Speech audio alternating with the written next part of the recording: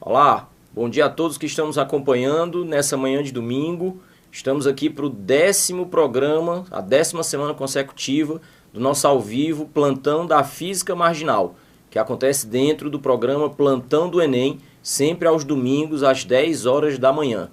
E como foi anunciado, depois dessa 10ª semana, o 10º programa consecutivo, chega o final da nossa primeira temporada do Plantão da Física Marginal. Deve ter sido das coisas mais sensacionais que Deus me deu a oportunidade de fazer esse ano.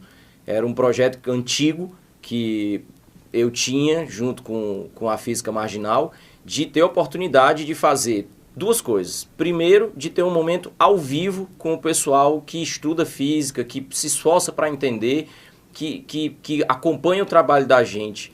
E depois, a possibilidade de fazer um programa ao invés de aulas. Foi divertido no começo, porque o pessoal participava do chat, acompanhava as publicações do programa na página, no site também, e ficava perguntando, cadê as questões, cadê as questões? E depois, acho que da segunda semana, já estava todo mundo convencido de que era um programa e não uma aula. Depois até o pessoal ficou fazendo um comentário de que acabou que no formato de programa era mais aula do que se fosse uma aula. E nós trabalhamos aí 9 semanas consecutivas procurando mostrar a física marginal aos acontecimentos cotidianos. Algumas coisas que já haviam acontecido e outras coisas que aconteceram ao longo das semanas, e a gente estava acompanhando ali de pertinho, vendo a física que existe às margens de tudo que acontece. E as pessoas foram acompanhando, a gente tem gente aí de 11 estados diferentes ao longo dessas semanas acompanhando a gente. Colegas professores, alunos, ex-alunos, e isso tem sido, assim, o que manteve o programa no ar com certeza foi isso. E já tem gente perguntando, meu Deus, acabou? Calma, é uma temporada. E quando é que começa a segunda? Calma, essa pergunta eu também não sei responder. Mas o que é o nosso objetivo hoje? A gente está praticamente às vésperas do Enem. E a maioria do pessoal que nos acompanhou assim, ao longo das semanas, a gente teve famílias inteiras, gente mandando pergunta pra gente, pais comentando o formato do programa, porque a gente sempre procura mostrar essa física que está dentro da tua casa, que está ao teu lado, que está no teu dia a dia. Então, não só gente estudando para a prova, né? Pessoal também que está aí simplesmente vivendo essa física. Mas a gente sabe que tem muita gente que está pensando na prova do Enem, que está se aproximando. Então, hoje, para o final dessa primeira temporada, o que foi que eu preparei? Nós vamos relembrar o que a gente fez ao longo dessas 10 semanas e eu trouxe algumas questões para apresentar sim. Um dos principais projetos que o site da gente desenvolve esse ano, que você encontra lá, fisicamarginal.com, tanto no site quanto pelo Facebook também e agora também no canal do YouTube, é a elaboração de questões de física baseadas na matriz de referências, né? Na matriz onde há as habilidades e competências do Enem, para que você consiga ter questões, como se fala, no estilo Enem, originais e inéditas, para que você possa fazer uma preparação adequada. Lembrando que, falando em termos de Enem, a gente está vivendo um momento de história na educação do Brasil, porque a educação se propõe a mudar.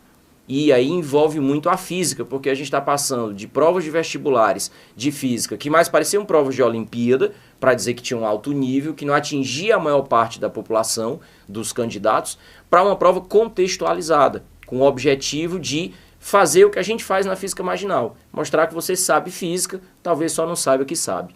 Então eu trouxe algumas questões inéditas, algumas questões que já estão publicadas no site, de modo que tudo que a gente apresentar aqui baseado nos temas que nós desenvolvemos nos programas anteriores e pós-programa você vai poder tanto acompanhar o vídeo gravado com as resoluções das questões, como vai poder acessar essas questões, como eu falei, no site fisicamarginal.com, tem as questões separadinhas, são publicações interativas, tem uma espécie de TRI lá, porque marca a resposta de todos os leitores, então você consegue ver as questões mais fáceis, as questões mais difíceis, ok? Então esse é o nosso objetivo no programa de hoje. E aí vamos passar então para as nossas primeiras imagens, lembrando como é que foi o nosso primeiro programa 10 semanas atrás. Olho na tela. Nosso primeiro programa, nós falamos daquele acidente do descarrilamento do trem que aconteceu na Espanha, um trem de alta velocidade, onde, a partir daquele fato, nós discutimos a ação das forças que garantem que um móvel consiga fazer uma curva em segurança. Falamos, naquele instante, da chamada resultante centrípeta, a resultante que aponta para o centro da curva, que atua sobre a massa do trem, ou sobre a massa do carro, ou sobre a massa da bicicleta, ou sobre a massa do planeta que está em movimento de translação ao redor do Sol. Tudo que se desloca com uma certa velocidade numa curva que tem um determinado raio. E falamos naquela oportunidade da velocidade de segurança para que uma curva consiga ser executada. Você não pode exceder a velocidade e isso tem a ver com o raio da trajetória. Naquela oportunidade, naquele primeiro programa, nós mostramos essa imagem que você vê agora, onde nós temos uma espécie de visão aérea de uma curva na estrada e dois trajetos possíveis de serem feitos. Um primeiro trajeto acompanhando fielmente o traçado da pista, que seria de uma curva fechada e, portanto, com um raio pequeno. Observe que da relação de proporcionalidade, um raio pequeno na curva, uma curva fechada, exige que ela seja feita em baixa velocidade. Entretanto, falamos também da possibilidade de se executar essa curva buscando um traçado mais aberto. O exemplo que foi dado é exatamente do que acontece nas corridas de Fórmula 1, por exemplo. No traçado de alta velocidade, onde é necessário passar do concorrente, chegar primeiro, gastar menos tempo, é necessário que haja maior velocidade. Mas só se consegue fazer a curva em segurança se para isso você buscar uma curva com o maior raio para ter um melhor traçado. E baseado exatamente nisso, nós temos essa questão, uma das questões originais que nós produzimos para a física marginal. Você vê aí ao lado, aparece o Rei Roberto e o seu companheiro Erasmo Carlos. E tem uma parte de uma letra deles que diz: se acaso numa curva eu me lembro do meu mundo, eu piso mais fundo, corrijo num segundo, não posso parar. Ora, o que é que tem de física para a gente comentar nessa letra do Roberto e Erasmo? Primeiro, se acaso numa curva eu me lembro do meu mundo, o que é que nós podemos comentar a respeito disso? Existem pessoas que passam por situações de aperreio, de sofrimento, de tristeza, de desespero e algumas buscam a condição de tranquilidade, oram, rezam, buscam alegria em algumas situações que lhe dê paz e tranquilidade e outras buscam situações que potencializam o seu desespero. A gente sabe que tem gente que se afunda na tristeza, tem gente que se afunda na bebida, tem gente que se afunda em drogas, tem gente que se isola das pessoas que gosta, e isso só potencializa aquela situação ruim que ela está vivendo. E tem gente que, infelizmente, quer descontar no trânsito. E a gente vive uma situação de caos no trânsito em todo o país, e a gente sabe disso, e foi uma das coisas que a gente comentou aqui também e alertou para que todo mundo tivesse cuidado. E veja bem o que é que traduz essa letra do Roberto. Se acaso numa curva eu me lembro do meu mundo, eu piso mais fundo. O mundo dele não está legal. Pisar mais fundo numa curva, como a gente viu, fisicamente falando, é um risco. Mas olha o que ele diz em seguida. Eu piso mais fundo, mas corrijo num segundo, pois não posso parar. Se você entra numa curva e por algum motivo, o motivo dele era a tristeza, a situação que ele estava vivendo, e depois a letra ele descreve o amor que eu perdi, se eu novamente eu encontrar, naquelas curvas eu nunca mais vou passar. Então, de fato, ele descreve um momento de tristeza. E começa naquela estrofe falando de física. A física marginal de Roberto Carlos. Foi assim que a gente publicou na época no site. Então, entro numa curva e piso mais fundo. Bom, se você está em movimento, a tendência é permanecer em movimento retilíneo e uniforme. Numa curva, entrar em alta velocidade, se isso não for corrigido, a sua tendência é passar em linha reta. Mas aí o que é que ele diz na letra? Não posso parar. Então, o que é corrigir? Corrigir é voltar para uma situação em que ele consiga fazer a curva em segurança. e como nós descrevemos naquele programa, e agora comentamos mais uma vez, duas são as grandezas físicas fundamentais nessa ocasião para que você consiga fazer uma curva em segurança. Primeiro é você dirigir com uma velocidade baixa. Isso garante que se consiga fazer a curva em segurança. Ou é você fazer a curva com um grande raio, fazer uma curva aberta. Isso também garante que se faça a curva em segurança. Pensando nisso, a gente tem aqui esse texto como uma questão que foi elaborada e eu vou trazer isso para vocês agora. Me escuta, mas não tira o olho da tela. O verso corrijo num segundo em termos de dinâmica das trajetórias retilíneas, das trajetórias curvilíneas, pode ser entendido corretamente como reduzo a velocidade. Aqui está ótimo, reduzir a velocidade é uma maneira de buscar fazer a curva em segurança. Ou busco o traçado com menor raio na curva. Espera aí. Um menor raio é uma curva mais fechada. Isso aumenta o perigo da curva. Elimina a alternativa A. Alternativa B. Aumento a velocidade. Aqui a gente já pode descartar. Aumentar a velocidade é pedir para escapar na curva. Alternativa C. Mantenho a velocidade, mas busco o raio de menor. Busco o traçado de menor raio na curva. Entenda que se você vem em alta velocidade e quer manter essa velocidade, é preciso buscar o traçado de maior raio e não fechar a curva. A alternativa C também está eliminada. Alternativa D de dado. Reduzo a velocidade. Isso me dá segurança na curva. Além de buscar o traçado com maior raio na curva, o que me garante também fazer a curva em segurança. Então, se é para a gente encontrar uma resposta correta, marcaríamos nessa questão a alternativa D de dado. E aí, já que o nosso objetivo hoje é lembrar de situações de física, dando aquela força para você que está aí às vésperas do Enem, é importante que nós façamos comentários. As questões que você vai pegar na prova tem 3 partes. Primeiro tem um texto base, é de onde você vai extrair as informações. A leitura do texto base é fundamental, identificando o aparecimento das grandezas físicas lá. A nossa intenção em desenvolver um programa de física era exatamente que a gente tivesse essa habilidade de perceber, de fazer a leitura da física nas mais diversas situações e nas mais diversas linguagens em que ela se apresenta. Isso está escrito na matriz de referência. Então, na forma de uma tabela, na forma de um gráfico, na forma de um texto, escrito por extenso, escrito de forma numérica, então a interpretação dos textos é fundamental.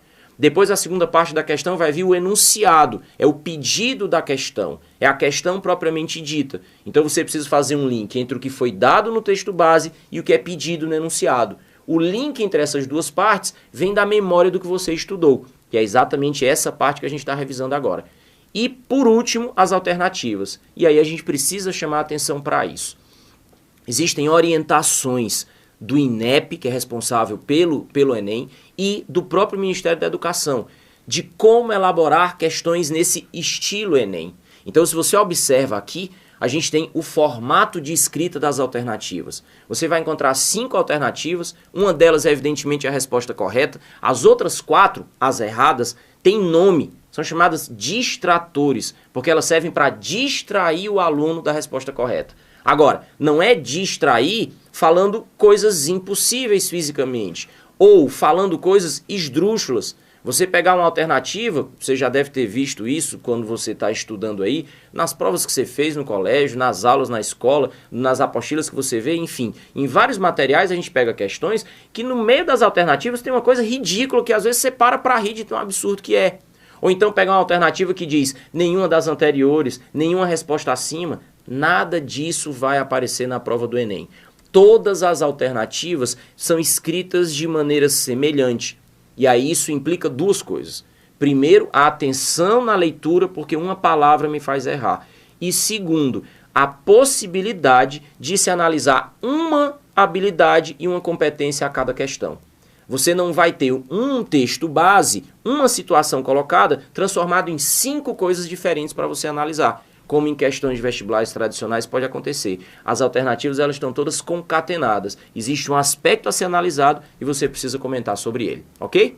Então, esse foi o primeiro lembrete aí, o primeiro assunto do programa, do Plantão da Física Marginal, que a gente transformou numa questão. E ainda falando sobre trajetórias curvas, a gente tem outra questão também para apresentar. Olho na tela. Ainda falando de trajetórias curvas e falando das publicações da física marginal, onde é que está a física? Na história, na literatura, nas artes, na religião. Aí eu tenho um trecho aqui que está escrito na Bíblia. Independente do que é que você acredita ou não, mas está escrito lá. Quando o Filisteu começou a vir na direção de Davi, é a história de Davi e Golias, essa todo mundo conhece, o pequenino e o gigante. Este correu para a linha de batalha para enfrentá-lo, tirando uma pedra de seu alforje, arremessou-a com a tiradeira e atingiu o Filisteu na testa, de tal modo que ela ficou cravada e ele caiu, dando com o rosto no chão. Assim, Davi venceu o Filisteu com uma atiradeira e uma pedra sem espada na mão. E eu chamei isso aqui na minha publicação de A Física Marginal de Davi que venceu Golias. E aí transformei isso no enunciado. Davi poderia ter arremessado a pedra com a própria mão, mas escolheu utilizar a atiradeira. Essa escolha aumentou fisicamente suas chances de obter sucesso, pois... Qual é o comentário que a gente quer fazer aqui? Observa que ele gira a pedra com a tiradeira. Como é que funciona a tiradeira? É uma tira de pano ou de couro. Ele pega as duas pontas e segura aqui na mão.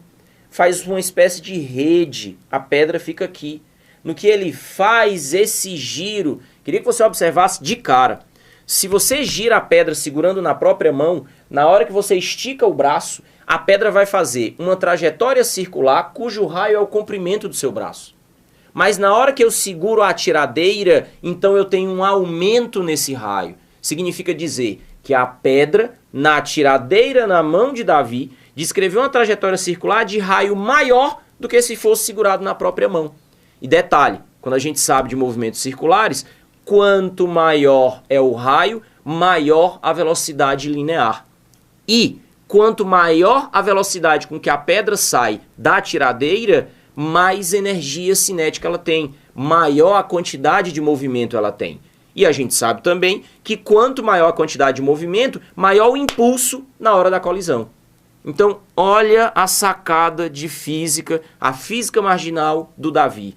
Evidentemente que na hora vai saber se ele pensou isso. Eu vivo dizendo, você sabe física, só não sabe que sabe. E te mostrei ao longo das semanas, e muitas pessoas atestaram isso nos testemunhos que falaram com a gente depois, dizendo, caramba, que legal, eu sempre fiz isso e nunca soube que era física. A gente faz isso o tempo inteiro. Na hora você não vai pensar que é, mas a gente aprende a fazer. Então, olha o que é a jogada. Davi era pequenininho, precisava vencer o gigante. Então ele precisava de uma força tão grande quanto a do gigante. Então ele usou da física.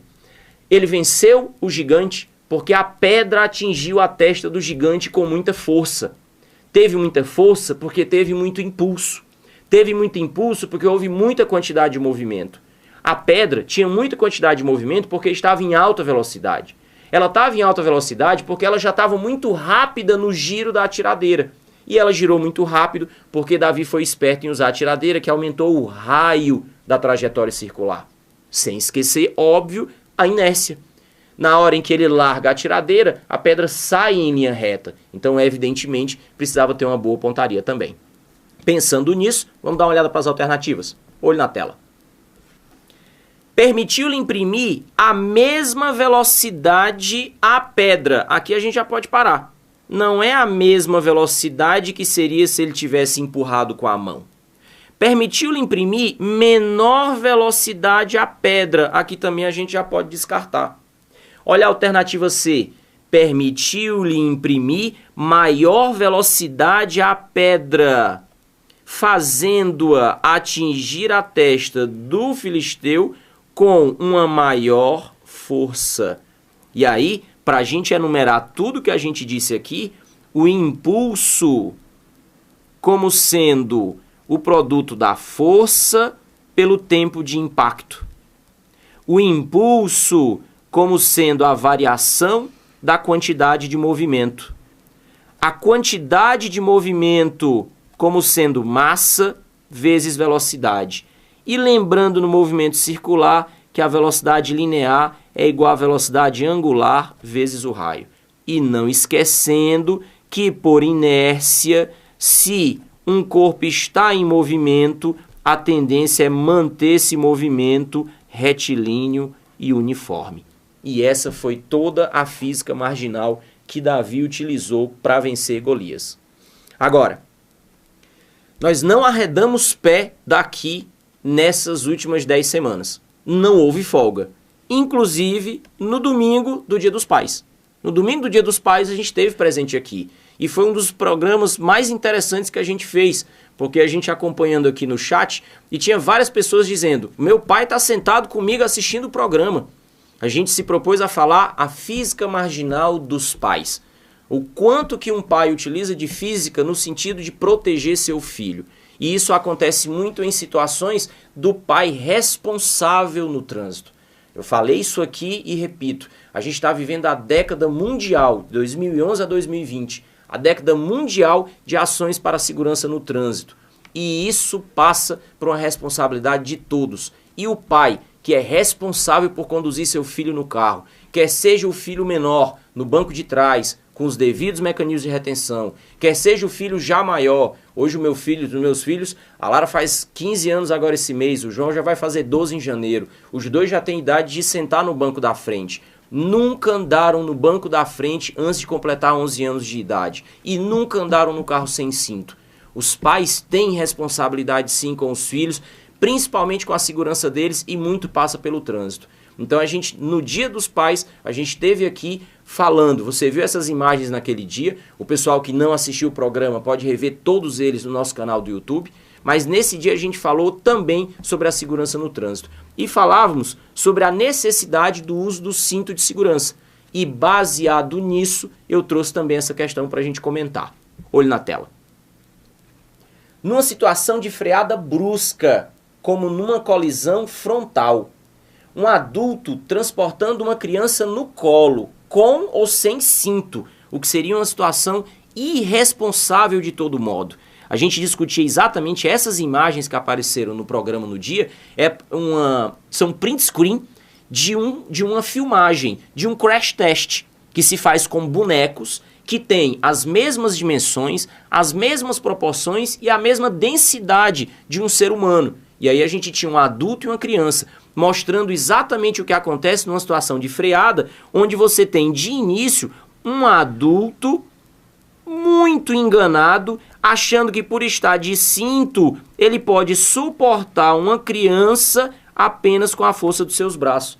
E a gente mostrava exatamente o que é que a inércia faz numa situação de colisão. Não existe força muscular suficiente para que você consiga manter seus braços e pernas suportando a criança. E ela acaba sendo projetada, o que é uma situação de risco para um ser humano tão pequenino. Então é do que a gente fala aqui nesse texto. É tudo explicado fisicamente. Afinal, no instante da desaceleração repentina, ambos os corpos continuam seu movimento. A gente está falando de que aqui, pessoal? A gente está falando de inércia. Se você está em movimento, a tendência é continuar o seu movimento retilíneo e uniforme. E aí, qual era exatamente o texto que a gente comentava aqui? Numa situação de colisão ou numa situação de freada, o carro para. Ou porque o motorista para ele com o freio, ou porque ele para com o objeto que ele colide. Mas os corpos que estão soltos dentro do carro, eles tendem a continuar em movimento. Isso inclui o adulto e a criança. E o cinto é o primeiro mecanismo de retenção. Ele retém o corpo preso ao carro. Do contrário, tudo continua em movimento. É exatamente o que está previsto pelo princípio da inércia. E ainda tem muita gente que quer usar o cinto só porque pode levar uma multa. Vai usar o cinto porque viu um guarda na rua. Ora, o cara quer se livrar da lei de trânsito, mas ele não se livra das leis da física. A inércia vale para todos. E ela não acontece às vezes, ela sempre vai estar presente. Olhe no texto. Partindo dessa situação, então, dá uma olhada nas alternativas seguintes. A energia cinética e a quantidade de movimento são iguais. Lembra que a gente está comparando a criança no colo e o adulto. Então aqui se comenta que a energia cinética e a quantidade de movimento são iguais, apesar das massas diferentes. Observe o seguinte, quando nós falamos da energia cinética, nós temos a massa, o quadrado da velocidade dividido por 2. E é uma grandeza escalar.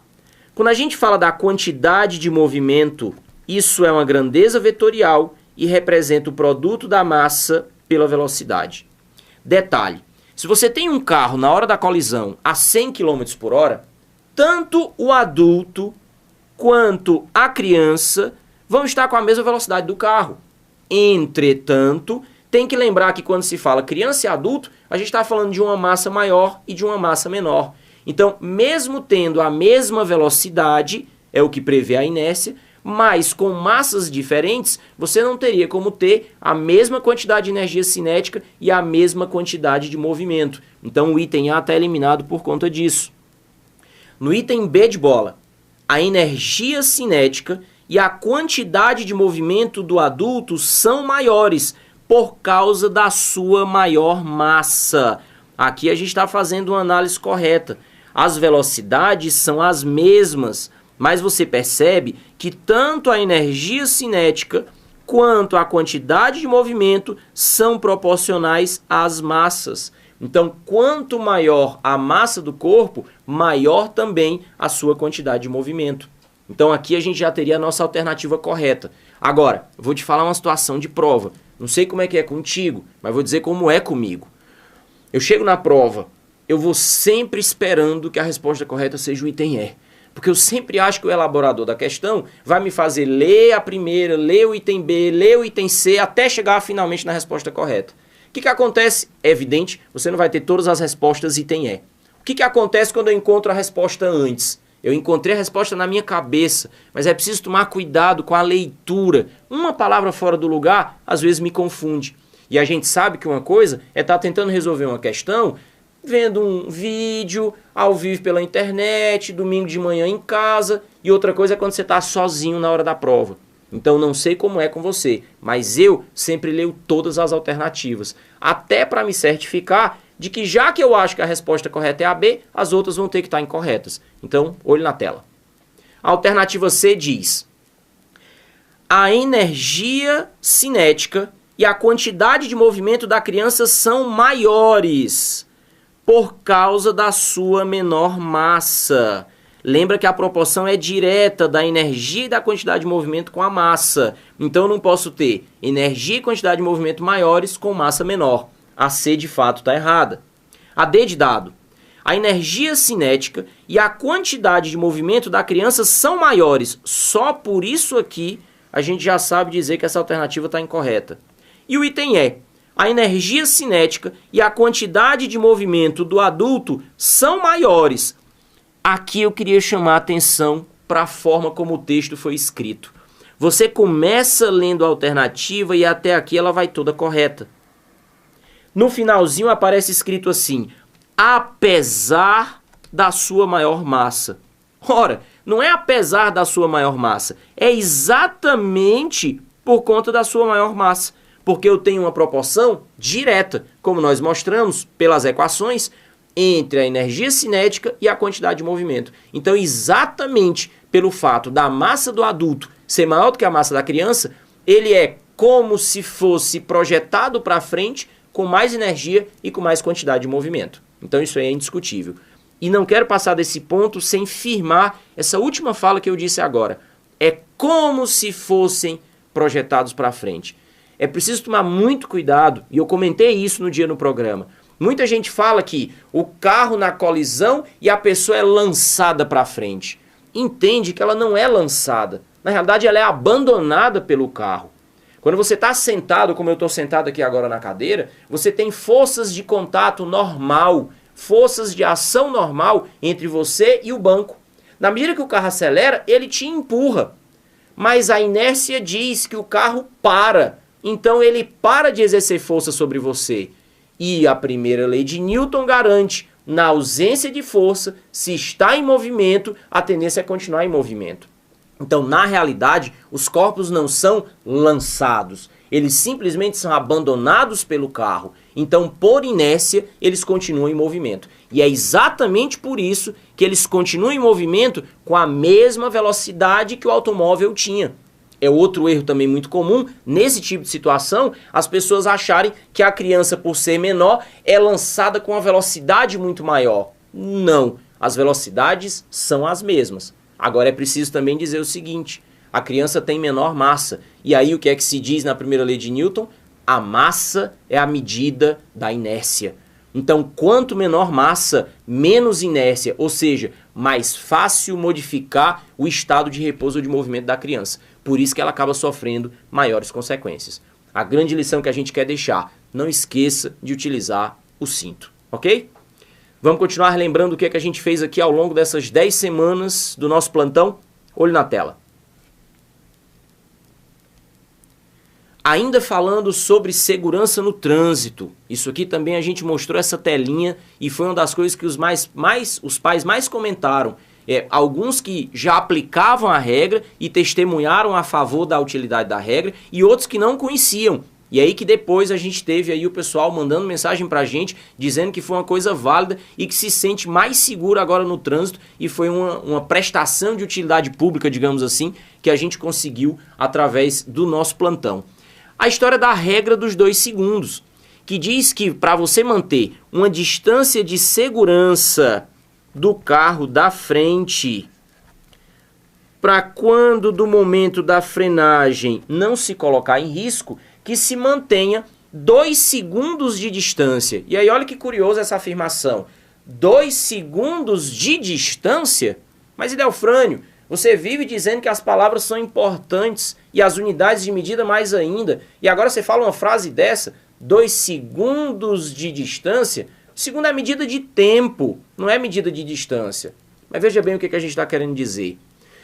Você tem o carro indo à sua frente, e aí você escolhe um marco na estrada. Pode ser uma árvore, como a gente está mostrando aqui. E aí você marca quando o carro passa por essa árvore. E aí começa a contar. 2 segundos. Se dentro desse intervalo de 2 segundos ou mais, você também passar pelo mesmo marco, significa dizer que existe uma distância suficiente para o caso do carro da frente fazer uma freada brusca, você também frear seu carro e conseguir desacelerar antes de haver uma colisão. Mas, se o carro passa por essa árvore e antes de completar 2 segundos de contagem, o teu carro também passa, significa dizer que você está perto demais. Então, o que a gente está fazendo é brincando com a linguagem, dizendo que esses 2 segundos de tempo representam uma distância de segurança. Olhe na tela. Isso porque, para que você consiga parar o seu carro, não se esqueça que nós temos 3 etapas antes que um carro seja parado. Primeiro, você vai dirigindo em velocidade normal e é necessário que haja atenção ao que vai acontecendo à sua frente na estrada. Uma das coisas fundamentais para a direção segura é a observação. Quando alguma coisa acontece à sua frente, pode ser, por exemplo, o acionamento das luzes de freio do camarada que vai dirigindo à sua frente. Então, você precisa reagir. E nessa hora da reação, não te esquece, o teu carro continua andando e com a mesma velocidade de antes. Se o carro da frente estiver freando, significa dizer que a distância entre você está diminuindo. Só depois do tempo de reação é que efetivamente começa a frenagem. Então observe que é necessário, de fato, uma distância de segurança. No dia desse programa, nós mostramos essa imagem e dissemos como é que você pode medir o seu tempo de reação em casa. O tempo de reação é o quanto eu demoro para reagir a alguma coisa que eu vi. E a gente fez essa brincadeira aí, mostrando que você pode fazer isso na sua casa. A pessoa tenta pegar a régua que vai ser solta sem aviso. Repara, mais uma vez, a gente usou muito isso aqui ao longo das semanas. Mostramos o vídeo, depois fizemos um print screen para que você conseguisse ver quadro a quadro. Então você tem aqui, vamos riscar um pouquinho na tela, os olhos dela fixos com o máximo de atenção. os dedos pronto para reagir. A pessoa está em total estado de atenção. A outra pessoa que vai largar a régua sem nenhum aviso. Ela precisa passar da fase de observação para a fase de reação o mais rápido possível. E mesmo assim, ela demora um tempo, a régua cai uma certa quantidade e no dia a gente fez essa demonstração, chega até 20 centímetros de queda, até que a pessoa simplesmente consiga fechar os dedos. O que significa dizer que se o meu tempo de reação é uma coisa que vem antes da frenagem, a observação ela precisa ser fundamental. É preciso dirigir com atenção, porque eu sei lá quanto tempo eu vou demorar para reagir. As pessoas dirigem muito próximas do carro da frente. As pessoas dirigem usando o celular e tiram o olho da estrada. Falando ao celular e tiram o olho da estrada. Ai, Delfrânio, mas quando eu dirijo, eu estou ali com o celular, mas eu ponho ele no Viva Voz ou então eu tenho um fone de ouvido. Já foi demonstrado em pesquisa.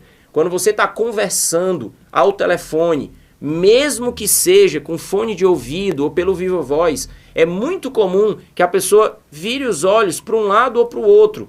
Por quê? Porque ela está acessando a sua memória, ou ela está criando uma resposta, ou ela está tentando entender o que ela está ouvindo.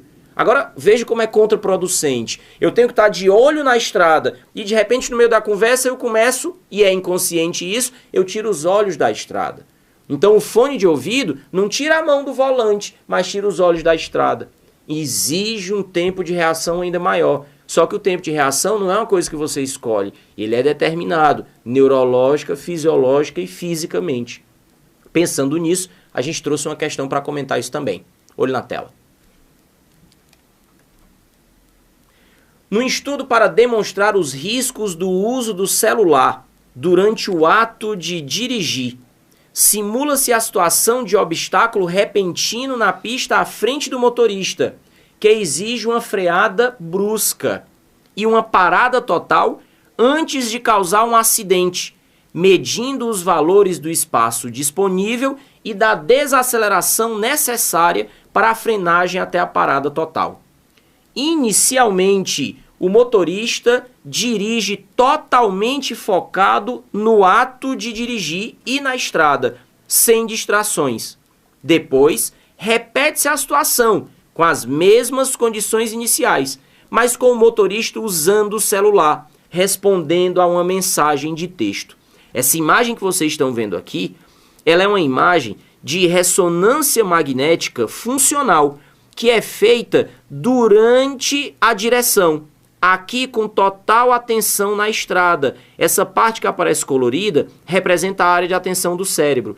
E veja como essa área aparece reduzida quando a pessoa dirige falando ao celular. Se diminui a área de atenção, significa que aumenta o risco na direção. Aí agora vem o enunciado. Comparando os resultados dessa segunda fase, com o motorista dirigindo e usando o celular, com os da primeira fase, quando ele dirige totalmente focado na estrada e no ato de dirigir, considerando que em ambos os casos, o motorista consegue parar o veículo no limite para evitar a colisão. É possível e mais provável que, veja bem, se ele está dirigindo sem atenção, é preciso maior espaço disponível para que ele consiga não colidir. Então, na alternativa C, por exemplo, que diz que o espaço disponível seja menor, isso é risco de colisão. Na alternativa A, onde diz que o espaço disponível e também a desaceleração seja menor, isso também já pode ser descartado. E até a alternativa E, que diz espaço disponível e desaceleração iguais. Pense comigo, se você vai distraído, existe a tendência de pisar mais fundo.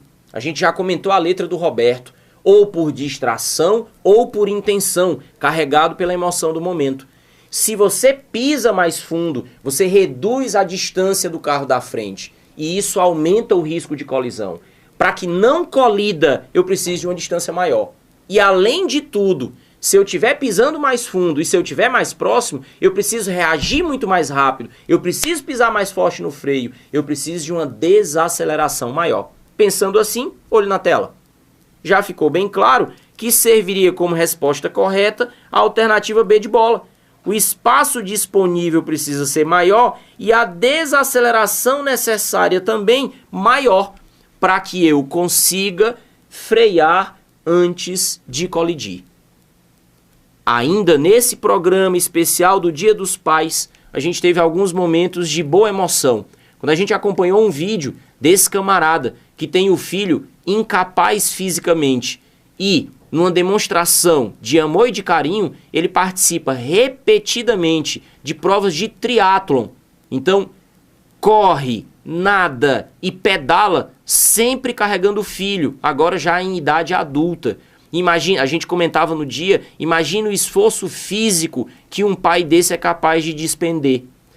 Num outro exemplo que também nós demos no especial do Dia dos Pais, a gente falava sobre esse pai que desenvolveu botas para conseguir levar o filho, que também não tem a capacidade de andar, para participar de um jogo de futebol. Todas situações de muito equilíbrio. Falando sobre equilíbrio, a gente falou da preocupação que os pais têm quando recomendam cuidado, filho, com o peso excessivo na mochila. Filho, ao invés de levar a mochila nas costas, vamos ter uma mochila de rodinha. E o comentário que a gente fazia sobre a mochila, a gente viu essa figura no dia, era exatamente por conta de você ter o teu centro de massa, o teu centro de gravidade deslocado pela ação do peso que você carrega nas costas. E acaba que isso cria uma situação de alavanca. E nessa situação de alavanca, você tem uma torção da tua estrutura óssea, o que aumenta a possibilidade de você ter problemas de hérnia de disco, um problema de coluna, que você vai desenvolvendo, principalmente quando é garoto ou garota, quando está bem mais novo. Então a atenção do pai também com relação ao centro de massa e o centro de gravidade. E aí, por conta disso, a gente tem uma questão, e no dia eu comentei, que deve ter sido das publicações mais curtidas que a gente fez na Física Marginal, fazendo referência ao Michael Jackson. Você está vendo aí a imagem na tela, que fazia um passo na apresentação daquela música Smooth Criminal, e ele fazia esse passo que chamava de lean, que significa inclinado, onde ele conseguia projetar o corpo para frente numa situação que é fisicamente impossível, a gente dizia quando assistia. E era exatamente isso que impressionava. O que acontece? A tua base de apoio são os teus pés. O teu centro de massa, que é o ponto do corpo onde a gente considera que toda a massa pode ficar concentrada, ele fica mais ou menos aqui, ó, na altura da cintura, entre o umbigo e o peito, por aí mais ou menos. Então, a linha vertical que representa o vetor peso, se estiver caindo fora da tua base, significa dizer que você está caído. Simples assim. Basta você pensar como é que você está agora. Não sei se você está assistindo a gente sentado ou deitado, nem levantou da cama ainda e está aí com o teu notebook. Em pé que eu acho menos provável, sei lá. Mas vou dar o exemplo de como é que eu estou agora. Eu estou sentado aqui. Quando você senta, você cai. Por quê? Porque você não fica mais com o centro de massa apoiado sobre os teus pés. Então, sentar é cair. E aí, essa situação que a gente vê aí do Michael Jackson é exatamente uma situação de queda. Não é uma situação física natural. Então, tinha que ter algum truque por trás. E a Física Marginal foi pesquisar e transformou isso numa questão. Olhe na tela. Essa imagem que você está vendo aqui do lado foi retirada de um documento do Escritório de Patentes dos Estados Unidos. Um documento que era uma requisição de patente assinada pelo próprio Michael Jackson, entre outros, onde desvendava o mistério do passo que ele fazia. O que ele fez? Foi desenvolvido um salto no sapato que ele utilizava, que tinha um encaixe que prendia num pino no palco, de tal maneira que na hora em que ele deslizava o pé para frente, encaixava o pé nesse pino, todo o chão do palco passava a servir de base de apoio para o Michael Jackson. Então, quando ele inclinava o corpo para frente, o seu centro de gravidade continuava sobre o palco, que agora era sua base, de tal maneira que ele não estava caído, ele estava enganando toda a plateia, porque a plateia continuava achando, inconscientemente claro, é aquela física que a gente sabe, mas não sabe que sabe, olhando de fora, sem saber do truque utilizado, a gente continua achando que a base é simplesmente os pés. E a gente fica pensando que quando ele se inclina, o peso está fora da base. Mas não, ele transforma o palco inteiro em sua base. E aí o limite de inclinação vai da ação dos músculos da perna. O quanto ele conseguir inclinar é o que vai demonstrar o limite. Então a gente escreveu assim nesse enunciado. O fundamento físico por trás do truque do artista consistiu em aumentar a base de apoio e fazer a plateia perceber o contrário. Muito cuidado na leitura. Aumentar a base de apoio é o que de fato ele conseguia, mas fazer a plateia perceber ao contrário. A gente não imaginava que ele tinha reduzido a base de apoio. Então não foi o contrário. Alternativa B. Diminuir a base de apoio. Não, isso ele não fez. Ele aumentou a base quando transformou o palco em sua total base de apoio. Nem diminuiu a base e nem manteve a base de apoio. Os itens B e C estão excluídos. Agora olha para a alternativa D de dado. O que ele fez foi conseguir aumentar a base de apoio e não deixar a plateia perceber isso. A nossa resposta correta seria a alternativa D de dado. E quando a gente fala não deixar a plateia perceber, no dia aqui, inclusive, nós mostramos um vídeo, e você pode ver esse vídeo na nossa fanpage, depois do programa eu vou republicá-lo para ficar fácil você achar na timeline, que mostra uma apresentação ao vivo do Michael Jackson, apresentando essa música com o grupo dele, e a gente foca exatamente no momento em que um dos dançarinos, um dos bailarinos, fica com o pé preso, demonstrando exatamente a existência do registro de patentes, a existência desse truque que ele utilizava. Fisicamente, você estava tendo uma aula ali do Michael Jackson quando estava assistindo Smooth Criminal. Bom, na sequência dos nossos programas, nós falamos tudo isso que você viu até agora e falamos também de outras grandezas relevantes, tanto no dia a dia quanto em situações de prova. Uma das coisas que a gente comentou aqui e que é assunto certo no Enem foi sobre energia. A notícia na época nem era lá essas coisas todas, porque foi quando nós soubemos que tinha sido acabado de construir parques eólicos em todo o Nordeste, parados, sem funcionar, porque estavam prontos para gerar energia, mas nós não tínhamos linhas de transmissão. Nós comentamos do impacto ambiental que esses aerogeradores podem provocar no ambiente, inclusive com a morte das aves, por conta também do tamanho das pás do aerogerador. E para comentar sobre isso, o objetivo de hoje é trazer questões. Eu tenho mais uma questão para você. Olho na tela.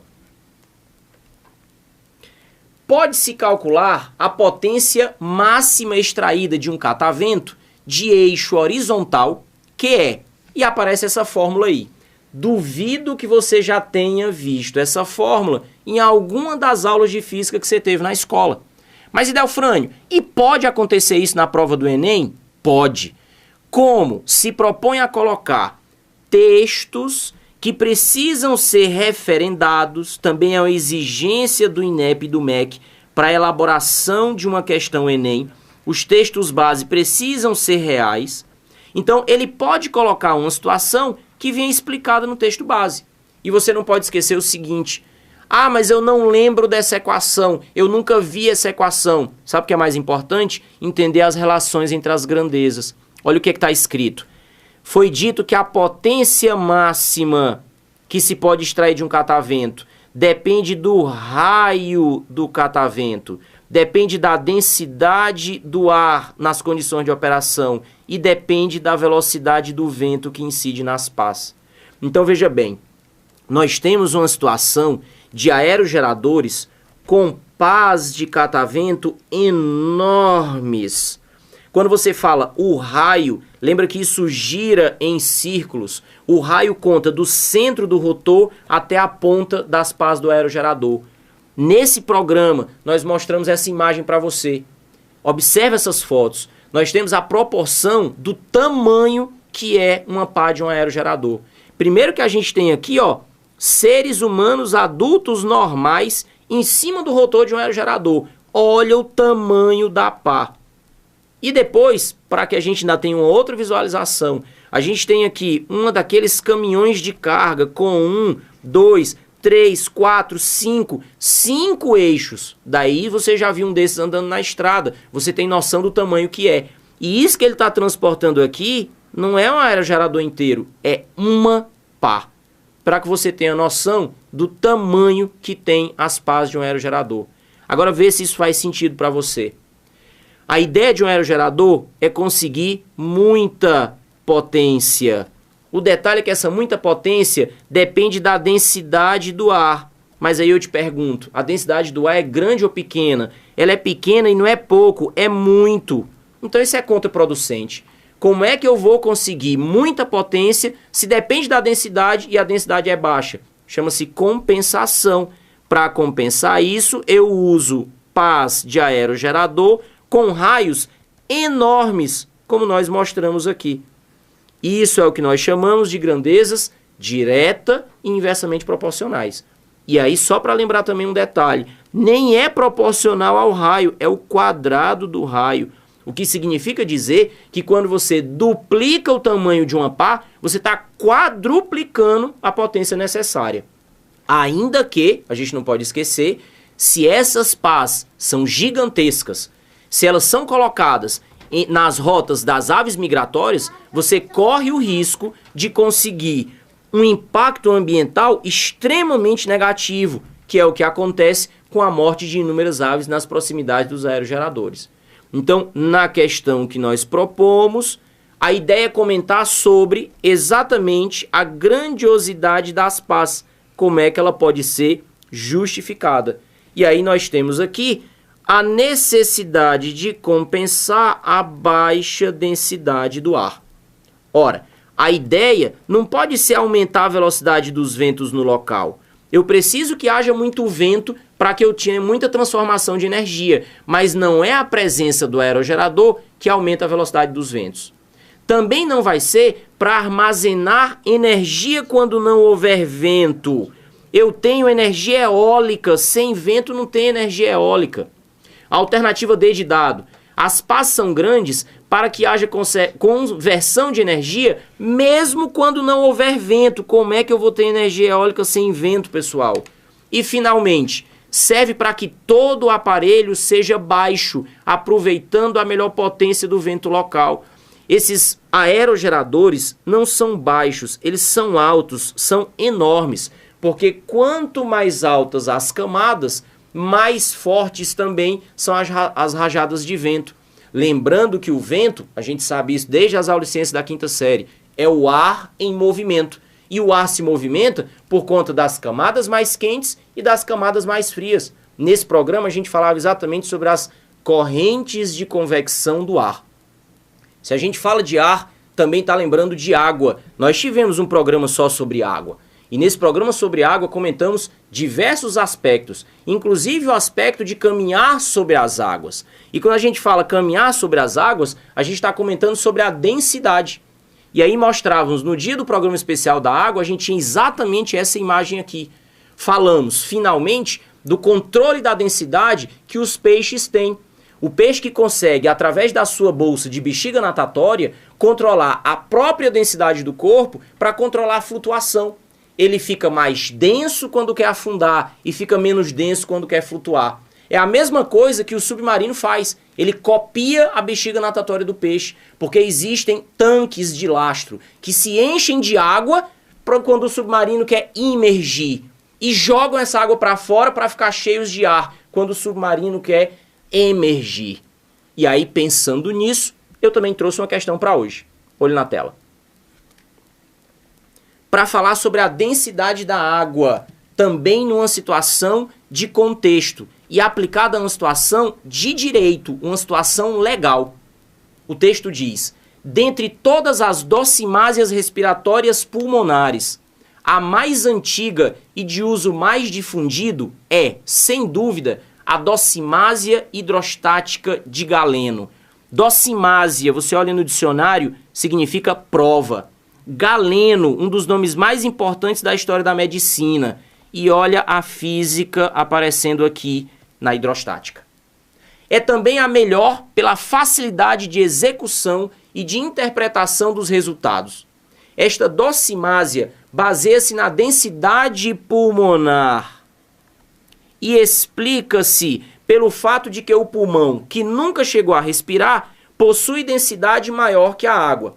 Já o pulmão que respirou, de forma contrária, possui densidade menor. Eu falei que tinha aplicação de física aí numa situação legal. Discussão de sucessão. O camarada tem um filho fora do casamento. A mulher está grávida. E aí então o cidadão morre. É preciso discutir a situação se aquele filho vai ter direito à herança. E aí entra o que em direito se chama de a personalidade civil. E aí nas teorias de direito se diz que se o indivíduo nasce e respira pelo menos uma vez, ainda que depois a criança morra no parto, mas ela adquire personalidade civil, então teria direito à herança. É o direito sucessório. Agora, a mulher vai para a sala de parto, realiza o parto e quando sai a notícia de que a criança nasceu morta. Agora, se nasceu morta, Idelfrane, ela pode ter respirado? Pode, pelo menos uma vez no momento do parto. E como é que você prova isso? Física. Abre-se o corpo da criança, retira-se o trato respiratório, o pulmão, e coloca numa bacia com água. Simples assim. Lembra que na vida intrauterina você está mergulhado no líquido amniótico. Os pulmões estão cheios de líquido amniótico. Então esse pulmão ele é mais denso que a água. Se você põe o pulmão na água e ele afunda, significa dizer que ele nunca respirou. Nada de herança. Mas se ao contrário o pulmão flutua, e aí você está vendo a imagem aqui exatamente representando isso, você tem um pulmão que foi cheio de ar. É aquele instante em que o líquido amniótico é expelido, o pulmão se enche do ar da atmosfera e, portanto, ele fica menos denso do que a água. E aí então você tem a discussão da personalidade civil, o direito sucessório determinado por simples uma questão de hidrostática. A densidade do ar comparado com a densidade da água. E aí a questão que a gente colocou tinha a seguinte alternativa como resposta. Olhe na tela. Colocado na água, o pulmão sempre flutua. Sempre flutua não. Isso vai depender de ter respirado ou não. Colocado na água, o pulmão que respirou afunda. É exatamente o contrário. O texto traz uma informação equivocada, pois, na verdade, um pulmão que respirou tem densidade maior que a água. Peraí, meu amigo, o ar tem densidade menor que a água. Essa palavra maior aí matou a alternativa. D de dado. Se o pulmão afundar quando colocado em água, fica comprovado que o sujeito nasceu com vida e adquiriu personalidade civil. Mas se ele afundar é porque nunca respirou. Lá vai a teoria da personalidade civil. Nós precisaríamos marcar como resposta correta, a alternativa é: se o pulmão flutua quando colocado em água, fica comprovado que o sujeito respirou pelo menos uma vez. E aí então, para quem diz assim, tô louco para fazer logo o Enem, para entrar na minha faculdadezinha de Direito e esquecer desse negócio de Física. Sinto dizer, não é assim que funciona. Agora, sinto dizer outra coisa também. Daqui a pouquinho eu vou publicar os slides que eu preparei para o programa de hoje. A gente está fazendo o final da nossa primeira temporada do Plantão da Física Marginal. Eu falei metade das coisas que tinha para falar. E o meu tempo está estourado. Ao vivo é assim. Tem uma hora que precisa acabar e você não pode passar disso. Então eu queria agradecer a presença de todos que estão nos acompanhando. Você vai poder ver todo esse material publicado no site, publicado na fanpage fisicamarginal.com. E vai poder bater um papo comigo ainda, eu vou ficar por aqui para acompanhar pelo chat. Lembrando que todos esses programas estão gravados no nosso canal no YouTube. Você tem também o endereço, youtube.com/idelfrânio. Lembrando que o O é um 0 no final, porque algum infeliz teve a ideia de registrar esse nome no YouTube. Existe alguém com esse nome no mundo além de mim? Eu não sabia até agora. Então, youtube.com/idelfrânio com um 0 no final no local do O. Lembrando também, para o pessoal que vai estar em Fortaleza aqui nas vésperas do Enem ou para o pessoal que mora aqui, a A gente vai estar participando de vários eventos de véspera do Enem. Inclusive, o Plantão do Enem, que realiza esse nosso programa, ele vai ter o seu primeiro evento presencial. Toda a equipe do Plantão do Enem, aqui, direto do Gustavo Brígido, vai estar presente com você num aulão no próximo dia 20, bem às vésperas do Enem. Então você acessando plantãodoenem.com.br vai ter informações sobre local, sobre horário, a presença dos professores, como adquirir o seu ingresso. Agora lembre-se, corra para você garantir o seu lugar, ok? Muito obrigado a todos e até a próxima oportunidade. Na segunda temporada, que a gente ainda vai ver quando é que começa. Um abraço.